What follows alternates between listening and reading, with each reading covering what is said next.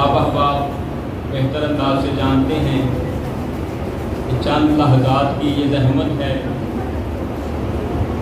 کہ جن برادر نے کتاب کرنا ہے وہ بھی آ چکے ہیں، اور جب تک یہ مجلس کا ماحول سازگار نہیں ہوتا تب تک گفتگو کے لیے کہا گیا ہے، تو لہٰذا آپ جو چند بیٹھے ہیں اگر آپ اس عنوان سے سنیں گے کہ مجلس کا آغاز ہو چکا ہے تو جو باقی احباب ہیں انشاءاللہ وہ بھی تشریف لے آئیں گے۔ ایک درود پڑھیں محمد و آل محمد۔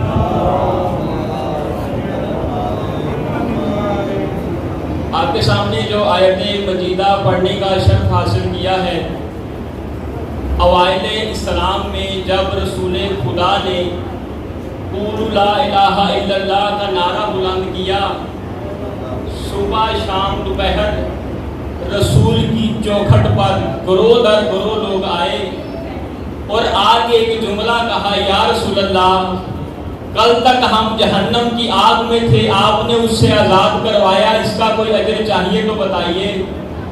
توجہ فرما رہے ہیں کہ جب لوگوں کو کلمہ پڑھانا شروع کیا، بلا تمہید میں نے گفتگو شروع کی ہے، اب لوگ کچھ رسول کو دینا چاہتے تھے تو پھر صبح شام دوپہر آگے ایک ہی جملہ کہتے کہ پہلے گروہ کا بتا دیا، دوسرا گروہ کہتا کہ ہم صراط مستقیم سے بھٹکے ہوئے تھے، آپ نے ہمیں علی والا راستہ دکھایا، اس کا کوئی اجر چاہیے تو بتائیے۔ اور پھر بعد میں آگے یہ جملہ دہراتے کہ اگر آپ ہمیں اس در پہ نہ لاتے، ہم نے کسی اور در پہ سر جھکایا ہوا تھا، آپ نے اس سر کو اٹھوایا، اس کا کوئی اجر چاہیے تو بتائیے۔ رسول جانتے تھے کہ یہ دے کچھ نہیں سکتے، رسول خاموش تھے۔ خدا نے آیت بھیجی ہے، رسول ان سے کہہ دو کہ اگر تم کچھ دینا چاہتے ہو تو میری اہل بیت کے ساتھ محبت کرو۔ اب جب یہ کہا گیا کہ اہل بیت کے ساتھ محبت کرو تو پھر ایک اور سوال کیا گیا، یا رسول اللہ یہ اہل بیت ہے کون کہ جن کے ساتھ محبت کرنی ہے؟ تو وہی جملہ جو آپ نے سن رکھا ہے، فرمایا ہم فاطمہ و ابوہا و بابوہا و بنوہا، کہ جن ہستیوں کے ساتھ محبت کرنی ہے وہ پنجر پاک اصحاب کے ذوق کو آپ بہتر طریقے سے جانتے ہیں کہ اسی زمن میں ایک صحابی بیٹھے سوچ رہے تھے کہ اتنے انبیاء گزرے ہیں، اور آپ جانتے ہیں کہ تاریخ میں کتنے انبیاء نے خدا کا پیغام پہنچایا، خدا نے قرآن میں کسی نبی کی محبت کا تقاضا نہیں کیا۔ اسی طرح ہے نا جی یہاں پہ بھی کہ کتنے انبیاء آئے، خدا کے دین کا پیغام پہنچایا، لیکن خدا نے نہیں کہا کہ کسی نبی کے ساتھ محبت کرو۔ اب یہی صحابی بیٹھا سوچ رہا تھا کہ یہاں پہ سرکار کہہ رہے اہل بیت کے ساتھ محبت کرو، کسی نبی کا تذکرہ نہیں کیا۔ اپنی نشست سے اٹھا، سرکار دو عالم کے پاس آیا، کہا یا رسول اللہ میں جب آپ فرما رہے تھے کہ ان ہستیوں کے ساتھ محبت کرو، بیٹھا یہ سوچ رہا تھا کہ اتنے انبیاء جو گزرے ہیں خدا نے ان سے محبت کا تقاضا نہیں کیا۔ تو سرکار کہنے لگے اگر تمہیں سوال کرنا ہی ہے تو سوال ذرا واضح کر کہ یہاں بیٹھے ہوئے اور بعد میں بھی اگر کسی کو یہ مشکل پیش آئے اسے جواب مل جائے، اب سوال کو ذرا کھول کے بیان کر۔ تو کہنے لگا یا رسول اللہ میں بیٹھا سوچ رہا تھا کہ اتنے انبیاء کے چلے گئے، خدا نے کسی نبی کی محبت کا تقاضا نہیں کیا، ان جن کی محبت کا تقاضا کیا، آیا یہ افضل ہیں یا انبیاء افضل ہیں؟ آج کے معاشرے کے کل جوہری بحث کہ اہل بیت افضل ہیں یا انبیاء افضل ہیں، اور صحابی بھی وہی سوال کر رہا ہے کہ انبیاء کی محبت کا قرآن نے تقاضا نہیں کیا، اصحاب کی محبت کا تقاضا نہیں کیا، اہل بیت کی محبت کا تقاضا کیا، اور خود ہی حدیث بیان کرتی ہے۔ سرکار نے کہا اچھا سوال کر، کہنے لگا یا رسول اللہ حضرت آدم نے اتنی محنت کی، خدا نے حضرت آدم کی محبت کا تقاضا نہیں کیا۔ تو سرکار دو عالم نے کہا سن آپ کی توجہ چاہوں گا، فرمایا آدم کی محبت کا تقاضا نہیں کیا، کہا آدم اور اس میں فرق یہ تھا کہ حضرت آدم کی توبہ ان 5 کے صدقے قبول ہوئی۔ کہا اللہ تفصیل سے بات کو، کہا یہ پنجر پاک اور انبیاء کی محبت کا تقاضا کیوں نہیں کیا گیا؟ کہا ان پنجر پاک اور انبیاء میں فرق یہ ہے، کہا آدم سے محبت کا تقاضا نہیں ہوا، کہا آدم نے ان 5 کے صدقے خدا نے اس کی توبہ قبول کی. کہا ابراہیم کی محبت کا تقاضا نہیں ہوا. کہا ان 5 کے صدقے ابراہیم کی آگ گلزار ہوئی. کہا اس کے بعد حضرت یونس کا نام لیا. کہا یونس کو ان 5 کے صدقے مچھلی نے اپنے پیٹ میں جگہ دی. فرمایا حضرت یوسف. کہا ان 5 کے صدقے تو حضرت یوسف کو خدا نے حسن عطا کیا. تمام انبیاء کا تذکرہ کرتا گیا. کہنے لگا یا رسول اللہ یہ بات سمجھ آ گئی کہ یہ انبیاء سے یہ اہل بیت افضل ہیں، لیکن یہ سوال کرنا چاہتا ہوں کہ آیا یہ اہل بیت افضل ہیں یا انبیاء افضل ہیں؟ فرمایا وہ تم جان چکے. پھر پوچھنے لگا یا رسول اللہ یہ انبیاء افضل ہیں یا ملائکہ افضل ہیں؟ سرکار نے کہا خاموش اور سن، جس شخص کے دل میں ان پنجر پاک کی محبت ہوگی وہ ملائکہ سے افضل. کہ جس شخص کے دل میں ان پنجر پاک کی محبت ہوگی وہ ملائکہ سے افضل. اور آج ہمارے معاشرے میں کیا حال ہے؟ جنازہ جاتے آپ نے دیکھا ہے کہ کہتے ہیں جنازے کے احترام میں کھڑے ہو جاؤ. تو میں کہتا رہتا ہوں جب انسان کے دل میں اہل بیت کی محبت ہو، جسم میں روح ہو یا نہ ہو، اٹھ کے اس کا احترام کرو. فرمایا کہ اگر اہل بیت کا محب ہے، جسم میں روح ہے یا نہیں ہے، پھر بھی اٹھ کے اس کا احترام کرو. یہاں پہ اتنی محبت اور احترام کا بیان دیا جاتا ہے، لیکن میرے معاشرے کو کیا بیماری لگ گئی؟ ہم نے اس کی مجلس میں نہیں جانا، اس کے بارگاہ میں نہیں جانا، اس ماتمی دستے کے ساتھ میں نے عزاداری نہیں کرنی، ان علم والوں کے ساتھ نہیں چلنا، اس کے گھر نہیں جانا، اس کی مسجد میں نہیں جانا. یہی بیماری ہمارے شہر میں بھی ہے. تو آج اس منبر سے حوضے سے آئے ہونے کی حیثیت سے چند جملے آپ کے گزارشات پیش کروں گا جو شاعر نے 4 مصرے ان لوگوں کے لیے کہے ہیں کہ جو اس بیماری میں بہت بری طرح گر چکے ہیں کہ اس کی مجلس میں نہیں جانا، اس کے ساتھ عزاداری نہیں کرنی، ان کی ماتمداری میں نہیں جانا، اس مسجد میں نہیں جانا، اس امام بارگاہ میں نہیں جانا. میں کہتا رہتا ہوں ہر اس انسان کا احترام کرو وہ جو کہتا ہے حسین کا مشن حق ہے. اور شاعر میں کہتا ہے زمانے والوں، علی والوں، درود پڑھ کر گلے ملو سب، بھوک جو حسن کی ہر دیوار توڑ ڈالو. بھئی اگر اس در پہ آنا ہے، یہ پیغام آپ بھی سنیں جہاں تک آواز آ رہی ہے، دلوں کو پاک کرنے کی ضرورت ہے. شاعر کہتا ہے درود پڑھ کر گلے ملو سب، بھوک جو حسن کی ہر دیوار توڑ ڈالو. دلوں میں یہ سب رہا جو یارو، حسین کا غم کہاں رہے گا؟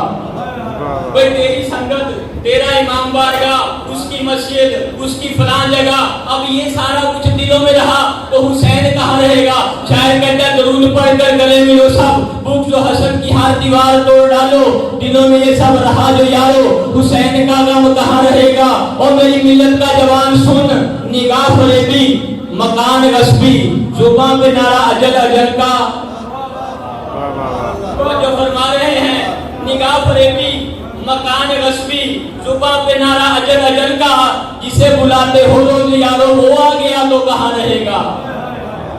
جسے بلاتے ہو روز یارو وہ آ گیا تو کہاں رہے گا؟ زمینہ سازی کرنے کی ضرورت ہے. علی والا اہل بیت علیہ السلام فرماتے ہیں سنو، ایک شہر میں 40 گھر ہوں اور 40 گھروں میں ایک گھر علی والے کا ہو، اس کی پہچان علم اپنی جگہ، لیکن سارے محلے والے مل کے کہیں یار اس گھر میں اگر عیب ہے تو ہے علی والا. کردار ایسا بناؤ، گفتار ایسی بناؤ. اور علی والا کیسا؟ علی والا کبھی گالی نہیں دیتا. توجہ فرما رہے ہیں، یہ باتیں نہیں ہیں، لیکن نہج البلاغہ میں بیان ہے. کہا علی والا کبھی گالی نہیں دیتا. مالی کے اشتر بازار سے گزر رہے تھے، کسی نے مالی کے اشتر کو گالی دی، مالی کے اشتر نے رستہ بدلا. ساتھ والی دکان والے نے بتایا رے جانتے ہو یہ کون تھا؟ یہ علی کا صحابی ہے. جب پتہ چلا کہ علی کا اتنا جلیل القدر صحابی ہے، پیچھے چلنا شروع کیا. مالی کے اشتر مسجد میں پہنچا، جب باہر نکلا پاؤں میں گر رہا تھا کہ کندھوں سے پکڑ کے کھڑا کر دیا. پاؤں میں جھکنے والوں کو کندھوں سے پکڑ کے بلند کرنا بھی علی والوں کی سنت ہے. بلند کر کے کہا کہاں جا رہے ہو؟ کہا معاف کرنا مجھے نہیں پتا تھا تم مالک اشتر ہو. میں نے زبان درازی کی. ارے کہا معافی مانگنی ہے تو اس خدا سے مانگ. مالک اشتر نے تجھے معاف کر دیا اور تیری مغفرت کے لیے 2 رکعت خدا کے سامنے نماز پڑھی. جب یہ کردار تم بناؤ گے, نہج البلاغہ گھر میں جا کے اٹھا کے دیکھنا, آخری مصروں میں امیر کائنات نے مالک اشتر کے بارے میں لکھا, مالک اشتر میرا وہ گوہر تھا کہ جس کی بلندی تک کوئی پہنچ نہیں سکتا. مالک اشتر اس بلندی پہ ہے کہ جہاں کوئی پرندہ پر مار نہیں سکتا. علی والے, اور کیا کہنے علی والوں کا. آخری جملہ اور 2 مصرے مشاعر کے آپ کی زحمت تمام. جناب حجت بن عدی, کچھ وقت پہلے ان کی قبر کھودی گئی اور ان کی زیارت کا شرف حاصل ہوا. آپ سب نے سوشل میڈیا پہ دیکھی ہوگی. جناب حجت بن عدی, حاکم وقت نے 3 دفعہ پیغام پہنچایا, اے حجر علی علی کرنا چھوڑ دے ورنہ بڑی سزا دیں گے. میں کہتا ہوں زبان والا علی نہیں, کردار والا علی. جناب حجر بن عدی تک پیغام پہنچا, کہا میں جو کر رہا ہوں وہی کروں گا, جاؤ جا کے حاکم وقت کو بتا دو. دوسری دفعہ پھر پیغام پہنچا, پھر حجر بن عدی نے وہی جملے کہے, میں علی کرنا نہیں چھوڑوں گا. تیسری دفعہ حاکم وقت نے اسے کہا اپنے سپاہیوں کو, جاؤ حجر بن عدی کو کہو علی علی کرنا چھوڑ دے, اور اگر اب نہ مانے تو پکڑ کے لے آؤ. اب بتا رہا ہوں کہ اگر کردار کے ساتھ علی علی کرو گے تو کیا فیض حاصل ہوگا زمانے میں. وہی ہوا, سپاہی آئے, حجر بن عدی کو کہا وہاں سے لے چلے. پہلے دور میں یہ تھا, بزرگان جانتے ہیں کہ آج کی طرح جیلیں نہیں ہوتی تھی. ایک پنجرے میں بندے کو قید کرتے تھے, پھر حاکم وقت کی مرضی ہوتی تو ان کا کھانا بحال رکھتا یا کھانا بند کر دیتا, اسی پنجرے میں درندے چھوڑتا یا اس پنجرے کو گرم پانی کے اوپر لٹکاتا. حجر بن عدی کے لیے انہوں نے ایک پنجرے کا تعین کیا کہ جس میں اس کو سزا دینی تھی.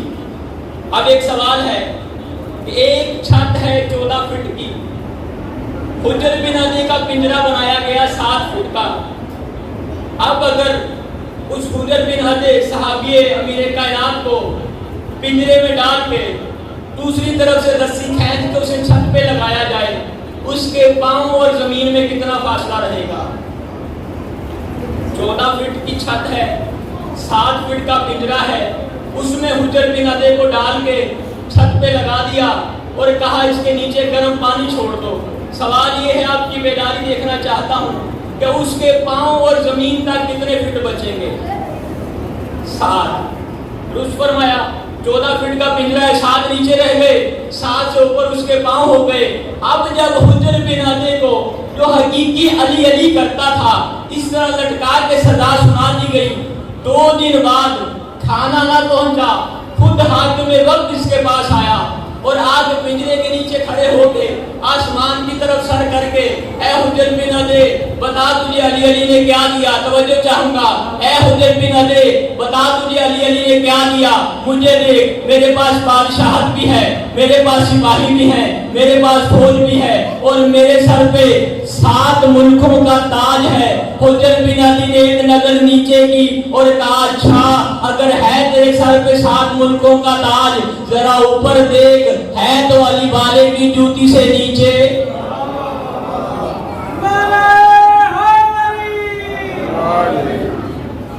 اور آج کا دن بعض روایات پہ امام جعفر صادق علیہ السلام درود پڑھے محمد و آل محمد, ان کی شہادت کا دن بھی بنتا ہے ایک روایت کے مطابق. لیکن میرا دل ہے کہ جس عنوان سے یہ محفل سجائی گئی اسی عنوان سے گفتگو کی جائے. عمران بھائی, بڑے محلے میں آگ لگ جائے نا, سارا محلہ اکٹھا ہوتا ہے, اور جس گھر میں آگ لگی ہو نا انہیں مل کے کہتے ہیں میرے بھائی کیا ہوا. میں کہتا رہتا ہوں کسی بوڑھے باپ کا جوان بیٹا مر جائے نا, لوگ 10 سال بعد بھی اسے غصہ دینے آئے. آگے سوال یہی کرتے ہیں فیاض بھائی کہ اس مرنے والے کو کیا ہوا, اور آسان کروں بچوں کے لیے، تو بچے جا رہے ہو نا، ایک کا 10 روپے کا نوٹ گر جائے، ساتھ والا کندھے پہ ہاتھ مار کے کہتا ہے یہی کیوں گھوم رہے ہو، ارے کیا ہوا؟ لیکن نسل عاشور میر تقی نے 4 مصرے کہے ہیں، حسین نے دکھ بھری ایک آہ نکالی ہے، کہا عباس مر گئے، علی اکبر جدا ہوا، ہم سے کسی نے یہ بھی نہ پوچھا کہ کیا ہوا، ارے لٹ گیا پردہ زینب، علی اصغر ذبح ہوا، ہم سے کسی نے یہ بھی نہ پوچھا کہ کیا ہوا۔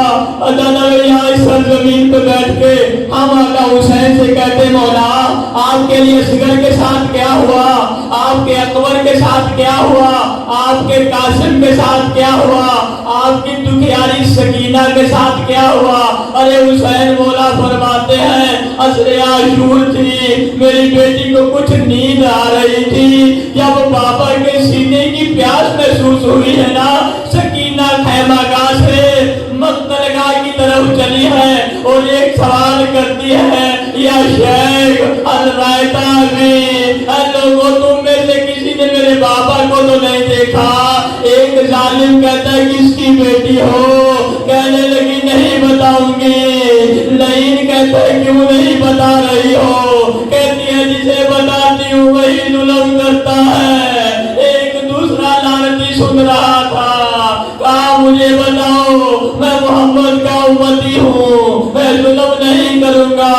ارے بی بی نے چیخ کے کہا انا بنت الحسین، ارے میں حسین کی دکھیاری بیٹی ہوں۔ اس لئین نے تیر کمان میں رکھا، حسین کے سر کا نشانہ لیا، کہا جسے یہ تیر لگے گا ارے وہی تیرا بابا ہوگا۔